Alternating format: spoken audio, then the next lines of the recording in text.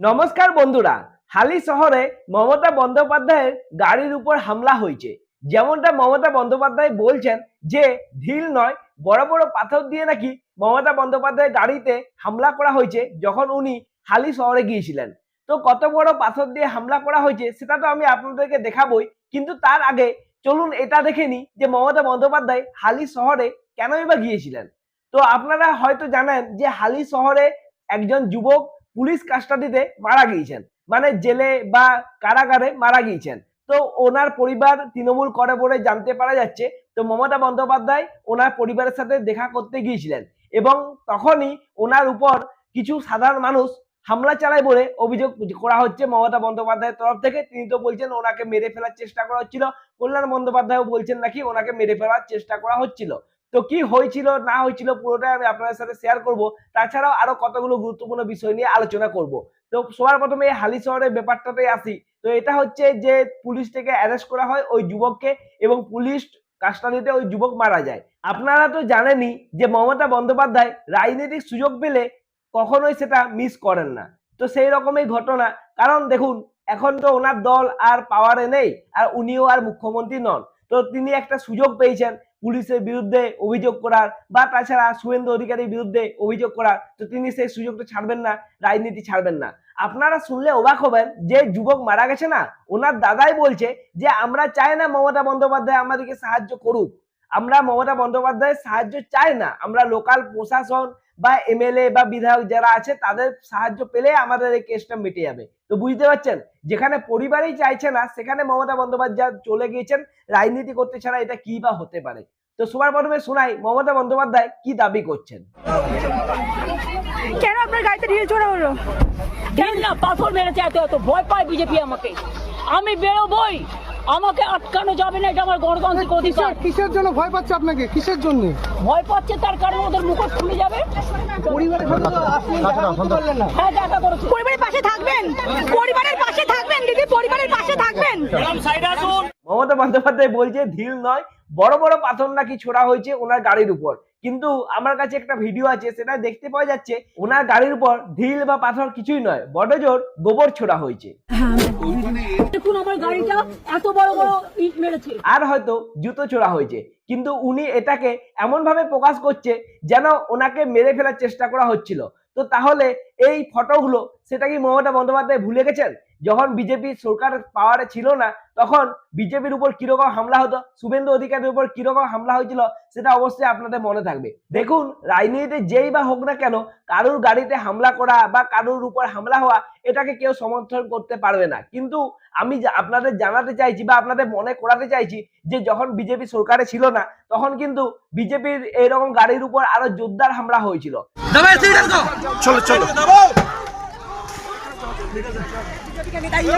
তুলনায় এনার সাথে তো কিছুই হচ্ছে না। দেখুন এত বছর ধরে যে দুর্নীতি উনি করেছেন, অভিষেক বন্দ্যোপাধ্যায়কে তো ডিম খেতে হয়েছে, এনাকে না হয় একটু গোবরে খেতে হলো, সেটাই আমি বলছি।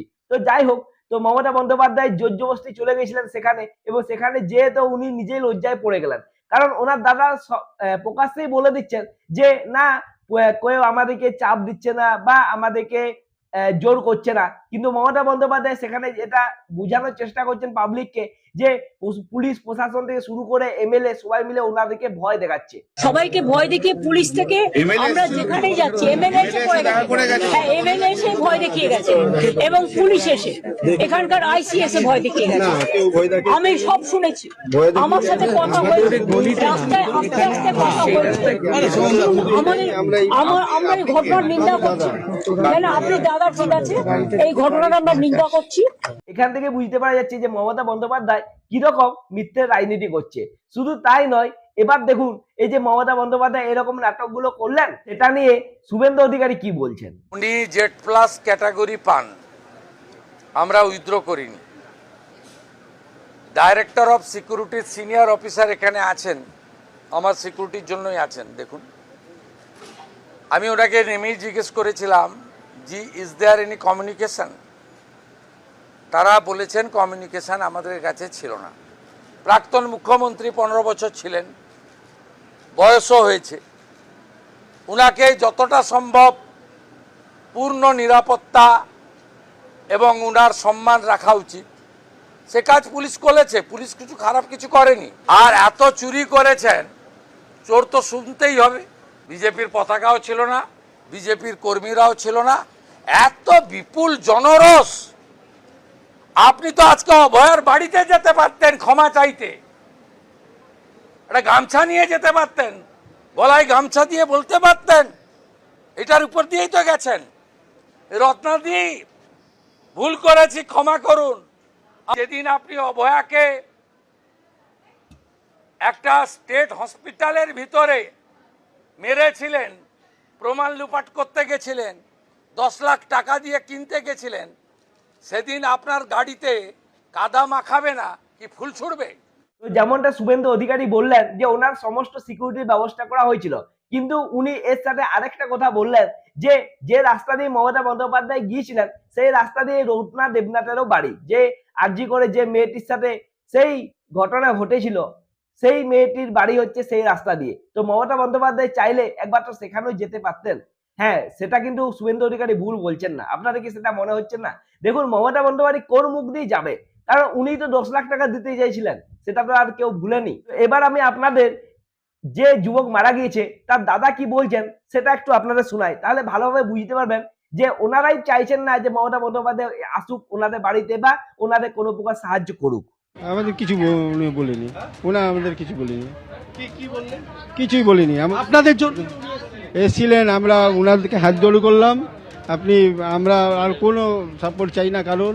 আমি লোকাল প্রশাসন থেকে যদি আমরা বিচার পাই পাবো, নাহলে আর কারো নেই। কি বিচার চাইছে? আমাদের লোকাল প্রশাসন থেকে চাই আমার ভাইয়ের যে পুলিশরা মেরেছে, পুলিশ রিমান্ড নিয়ে মেরেছে, তার শাস্তি হোক, তাদের শাস্তি হোক। মাল পুলিশ মানে এই বিষয়ে বিচার চাইছেন কার কাছে? আমরা লোকাল প্রশাসনের কাছেই চেয়েছি। মুখ্যমন্ত্রী আপনাকে কি বলে? প্রাক্তন মুখ্যমন্ত্রী কি বললেন? আমাকে কিছু বললেন না। আমরা হাত জোড় করে নিয়েছি। আমি ওনার সাথে আর কি বলবো? ওইখান থেকে আমি কোনো বিচার পাবো না। যদি পাই তাহলে আমি লোকাল প্রশাসন থেকেই পাবো, এই সরকার থেকেই পাবো। মৃত যুবকের দাদা পর্যন্ত বলে দিচ্ছেন যে যদি কোনো হেল্প পায় তো তাহলে সেটা প্রশাসনের কাছ থেকেই পাবো বা লোকাল যে গভর্নমেন্ট রয়েছে তাদের কাছ থেকেই পাবো। মমতা বন্দ্যোপাধ্যায়ের কাছ থেকে কোনো হেল্প তারা চান না আর তারা পাবেও না। তো তা সত্ত্বেও মমতা বন্দ্যোপাধ্যায় সেখানে গিয়েছিলেন, আসলে রাজনীতি করতে গিয়েছিলেন। এবং কল্যাণ বন্দ্যোপাধ্যায় তিনি তো বলছেন যে মমতা বন্দ্যোপাধ্যায়কে নাকি মেরেই ফেলা হতো। আজকে মমতা বন্দ্যোপাধ্যায়কে মারার এখানে চক্রান্ত করেছে শুভেন্দু অধিকারী, একদম মারার চক্রান্ত করেছে। তো বুঝতে পারছেন কি রকমের বা কোন পর্যায়ের রাজনীতি চলছে। তো দেখুন ওই খবরটা তো গেল, এবার আপনাদেরকে যে নেক্সট খবরটা দেবো সেটা কিন্তু খুব গুরুত্বপূর্ণ, কারণ আরজিকর যে ঘটনা ঘটেছিল, যে ভয়ানক ঘটনা ঘটেছিল, তার 2 বছর পূরণ হয়েছে এবং 2 বছর পূরণ হবার পর মুখ্যমন্ত্রী শুভেন্দু অধিকারী জানিয়েছেন যে এই ঘটনার পুনঃতদন্ত শুরু করা হবে। দেখুন আপনারা জানেনই যে সিবিআই এই যে রেপ এবং মার্ডার কেস হয়েছিল সেটা তদন্ত করছে, এই হাসপাতালে যে ভাঙচুর করা হয়েছিল তার তদন্ত করছে এবং যে দুর্নীতি হয়েছে তার তদন্ত করছে। তো রাজ্য সরকার তো সেই জায়গাতে পুলিশ সেখানে কোনো ব্যবস্থা নিতে পারবে না, কারণ কোর্টের নির্দেশে এগুলো সিবিআই তদন্ত করছে। কিন্তু শুভেন্দু অধিকারী জানালেন যে তাদের হাতে একটা পথ রয়েছে, এই যে শ্মশান ঘাট যেখানে ওই অভয়াকে দাহ করা হয়েছিল তাদের পরিবারে কোনো সই থাকেনি বা তারা এই দাহ করার জন্য কোনো টাকা পয়সাও দেয়নি। তা সত্ত্বেও এই সঞ্জীব মুখোপাধ্যায় বা এদের মতো মুখার্জি বা এদের মতো যে লোকেরা আছে, নির্মল ঘোষ, তো এরা সবাই মিলে সই করে ওনার দেহটিকে দাহ করে দিয়েছিলেন। তো সেটার তদন্ত এবারে রাজ্য সরকার শুরু করছে। দেখুন শুভেন্দু অধিকারী কি বলেছেন আপনারা শুনে নিন। পুনর্তদন্তের ঘোষণা আজকে করে গেলাম, তার সাথে সাথে একটি জায়গাতে সিবিআই ইনভেস্টিগেশন করার স্কোপ নেই।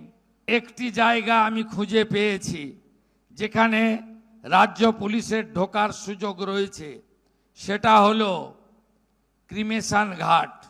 আশ্চর্য হয়ে যাবেন, সিরিয়াল 3-তে ছিল, 1 করেছে। ক্রিমেশন কস্ট হয়, দিতে হয়। ক্রিমেশন কস্ট বাড়ির লোক দেয়নি, সিগনেচার করতে হয় বাড়ির লোককে, any close relative, no signature. এখানে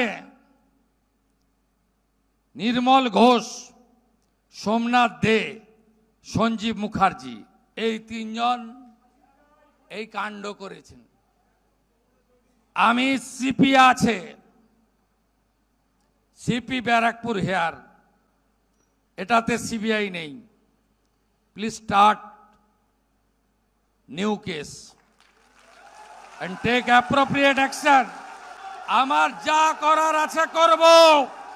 অভয়া বলিনি, অভয়া বলিনি, অভয়া বলিনি, অভয়া বলিনি। মানুষ আমাদের জিতিয়েছে অভয়ার বিচার দিতে। আমার লিমিটেশনের মধ্যে আমি কমিটেড, আমি কমিটেড, আমি কমিটেড।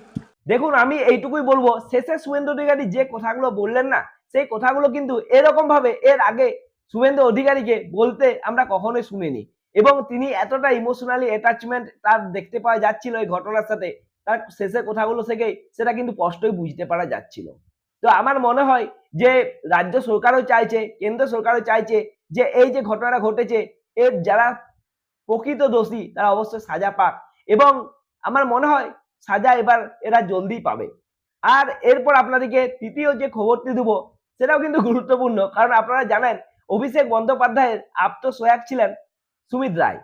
তো উনি এতদিন তো পালিয়ে বেড়াচ্ছিলেন, কখনো পাঞ্জাবে, কখনো আরো কোথায়, বা পুলিশ অনেকবার ওনাকে খোঁজার চেষ্টা করছিলেন, খুঁজেই পাচ্ছিলেন না। কিন্তু কোর্ট থেকে যখনই উনি আগাম জামিন পেয়ে গেলেন, উনি কিন্তু চলে এলেন সিআইডির কাছে, এবং তিনি পরপর 2 দিন 3 দিন ধরে সিআইডির মুখোমুখি হচ্ছেন। তো এতদিন তিনি মিডিয়ার সামনে কোনো কথাই বলেননি, কিন্তু এখন তিনি মুখ খুলেছেন। উনি ছিলেন কোথায়? আমি এদিকে আশেপাশে ছিলাম।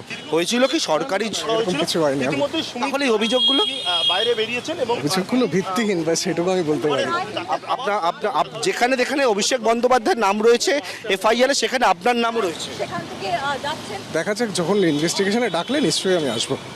রিসর্টের অভিযোগ হচ্ছে, রিসর্টে আপনি ছিলেন পৈলানে, সেখানে হচ্ছে ভিত্তিহীন অভিযোগ এটা। সেখানে হচ্ছে তোলাবাজি করা এবং সেবাশ্রয়ের জন্য ঘর ভাড়া নিয়ে রিসর্টের অভিযোগ তোলাবাজি। চিকিৎসকরা ছিলেন এবং টাকা পেমেন্ট করা হয়নি। ভিত্তিহীন অভিযোগ করা হয়েছে। আপনি ছিলেন কোথায়? আমি যেটা বললাম না আমি এক্ষুনি, যে আমি এই বিষয়টা সুপ্রিম কোর্টে ইনস্ট্রাকশনে হচ্ছে, তো তার আমি কিছু আগে তো বলতে আপনার পারবো নামে না। ওয়ারেন্ট। তিনি বলছেন তিনি আশেপাশেই ছিলেন, এমন আশেপাশে ছিলেন যে কেউ ওনাকে খুঁজেই পাচ্ছিল না। তো যাই হোক, ওনার তো এবারে ওনার উপর তো মানে চাপ বেড়েই চলেছে, তদন্ত শুরু হয়েছে, দেখা যাক কি হয়। এবং আমি আপনাদেরকে 3টে ঘটনা জানালাম, এরপরে আর একটা ছোট্ট ঘটনা দিয়ে ভিডিওটা শেষ করব। কারণ আপনারা জানেনই যে দিলীপ ঘোষ যখনই কোনো কথা বলেন না, সেটা শুনে কিন্তু আমরা সবাই খুব মজা পাই। কারণ দিলীপ ঘোষ এবারও এমন একটা দাবি করেছেন, এই যে মমতা বন্দ্যোপাধ্যায় গাড়ির উপর হামলা হলেন, সেই প্রসঙ্গে তিনি মমতা বন্দ্যোপাধ্যায়কে চোরের রানী পর্যন্ত বলে ফেললেন। আমরা এটাও সমর্থন করি না। কুণাল ঘোষ যখন ওনাকে ডাকাত রানী বলছিলেন তখন আপনারা কিছু বলেননি। আজকে সাধারণ মানুষ ডাকাত রানী বলছে, সেটা দোষ হয়ে গেল। তিনি যদি ডাকাত রানী বলে প্রমোশনে পেতে পারেন, পার্টির জিএস হতে পারেন, স্পোক্সম্যান হতে পারেন, এমএলএ হতে পারেন, তো সেখান থেকে অনুপ্রেরণা তো পাবলিক পাচ্ছে, তার জুতো ডিম সব পাঠাচ্ছে। এই কালচার কে নিয়ে আসছে? ব্যক্তিগত আক্রমণ করা, চরিত্র হনন করা, অপশব্দ বলা, রাজনীতিতে তার নাম নিয়ে যাতা বলা। তো একদিন ইট পাট খেয়ে, আমি তো ইট খেয়েছি, আমার গায়ে এখনো দাগ আছে, আমার গাড়ি কতবার ভেঙেছে। 2টা ডিম খেয়েছেন বলে কি পশ্চিমবাংলার সংস্কৃতির অসতর্ক? যারা লাফাচ্ছে তারা সমাজ বিরোধী। আমি বলছি মানুষের অধিকার আছে নিজের রাগ প্রকাশ করার। ডায়মন্ড হারবারে আমার 2জন জেলা প্রেসিডেন্টকে তুলে নিয়ে গিয়ে একজনকে শ্রীরামপুরে রাখা হয়েছিল মাসের পর মাস, উকিল, তাকে মারা হয়েছে পুলিশ। একজনকে নিয়ে গেছে হুগলি চুঁচুড়া, রাখা হয়েছে দিনের পর দিন, তাকে টর্চার করার পরে থানা থেকে তাকে জেলে পাঠিয়েছে পুলিশ। একজন লয়ার, সে এখন সেক্রেটারি ওখানকার বারের ডায়মন্ড হারবার, সে এখন এমএলএ হয়েছে ফলতায়, এবং জবাব দিয়ে টিএমসিকে 4 নম্বরে পাঠিয়েছে। এই জিনিসগুলো কে করেছে? আমরা তো সহ্য করে এসেছি। সেখানে যারা হাই তোবা করছে তারা হচ্ছে সবচেয়ে বড় ক্রিমিনাল, যারা টিএমসির অত্যাচার নিয়ে কোনোদিন মুখ খোলেনি। কাপুরুষের দল। আমরা যখন দিনের পর দিন মার খেয়েছি, 250 লোককে ফাঁসি দিয়েছে, ঝুলিয়ে দিয়েছে, তখন এই মানবতা কোথায় ছিল? ডিমের জন্য প্রাণ যাচ্ছে, এই ডিমের জন্য তো লাইন দিয়ে দোকানের সামনে দাঁড়াও, হরিণঘাটার ডিম চাই বলে, ফ্রিতে খাচ্ছ খাও। যেন এইসব মানবতার কথা বলবেন না, সৌজন্যতার কথা বলবেন না। যারা সমাজ বিরোধী কাজ করেছে তাদের প্রতি সমাজ বিরোধীর মতো ট্রিটমেন্ট করা উচিত। দিলীপ ঘোষের এই কথাগুলো কি আপনারা সমর্থন করেন, আর বা এই কথাগুলো শুনে আপনারা কতটা মজা পেলেন অবশ্যই কমেন্ট করে জানান। ভিডিওটা যদি ভালো লাগে ভিডিওটা লাইক, শেয়ার, কমেন্ট করে দিন। আর এই ছোট্ট চ্যানেলটিকে অবশ্যই একটু সাবস্ক্রাইব করে দিবেন। দেখুন, একটুকু ভিডিওটা লাইক অবশ্যই করুন, কারণ দেখতে পাচ্ছি এখন ভিডিওটা একটাও লাইক কেউ করছেন না। তো দেখুন, যদি ভিডিওটা আপনাদের অবশ্যই পছন্দ হয়ে থাকে তাহলেই লাইক করবেন। পছন্দ না হলে আমি জোর করছি না। আর চ্যানেলটা অবশ্যই সাবস্ক্রাইব করে দিন যদি ভিডিও ভালো লাগে। এরকম ভিডিও আবারও নিয়ে আসবো, ততক্ষণের জন্য নমস্কার।